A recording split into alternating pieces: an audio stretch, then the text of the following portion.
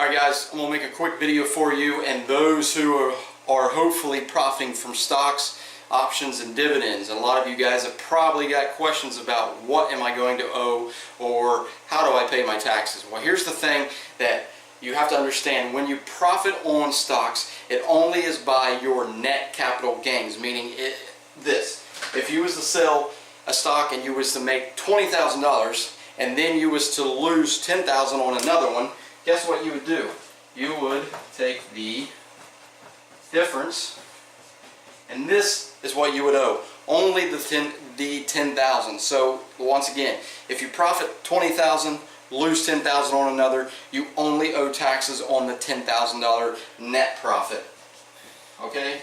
So here's the question: what percentage do I owe? The percentage depends on how long you've held on to it. So if you're an investor and hopefully you hold on to your stocks longer than a year, and that's the key, 1 year, you then qualify for the 15% percentage. 15%, okay?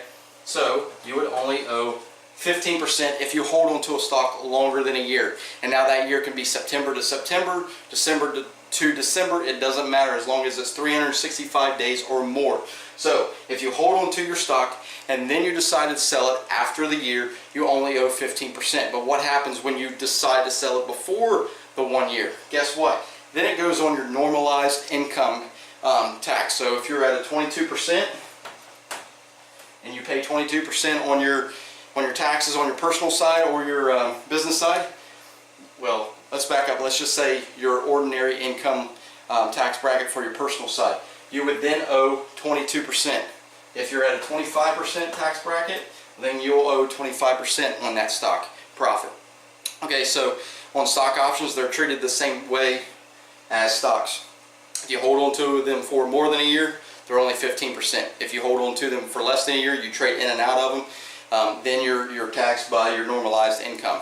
So the other thing is dividends. Okay, dividends, we all know that you make money off quarterly dividends from each company that you was to buy, if that company pays dividends. Coca-Cola and some others. Now Coca-Cola, I say that because that is a good stock. They pay dividends for years, and there's multiple reasons why they pay dividends, and that would be a whole nother lesson.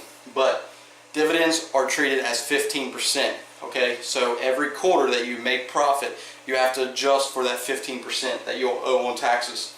Okay, so dividends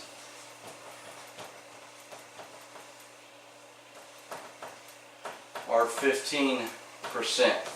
Okay, dividends 15%, stocks and stock options, depending on how long you hold on to those for more than a year, you only will owe 15%.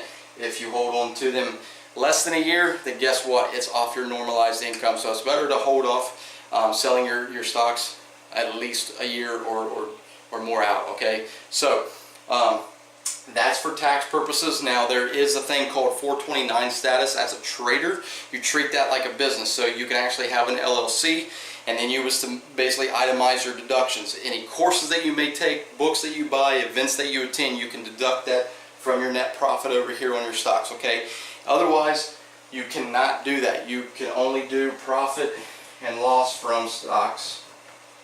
Profits and losses only on the stocks. No other outside sources like books and events like I just mentioned, if you don't have that 429 status. Okay, there's one other thing that I want to highly tell you about is washout sales. A lot of companies have been in trouble in the past for doing this. They'll basically manipulate their numbers. They'll sell a stock and they'll buy it back within 30 days. Okay, if you do that within 30 days, just don't even attempt to claim that loss on your taxes. If that gets a little more complex, just drop it down in a comment. I'll explain more later. But basically, the washout sale says that you cannot sell a stock for profit, a stock for a loss, to manipulate your losses and gains and try to cheat your taxes. So just don't do that, okay? And that's 30 days. You cannot buy back within 30 days and count that as the washout sale. Okay, so I hope that clarifies. If there's any questions, drop them down below. Reach out to me, investingwithchris.com, and I'll see you in the next lesson.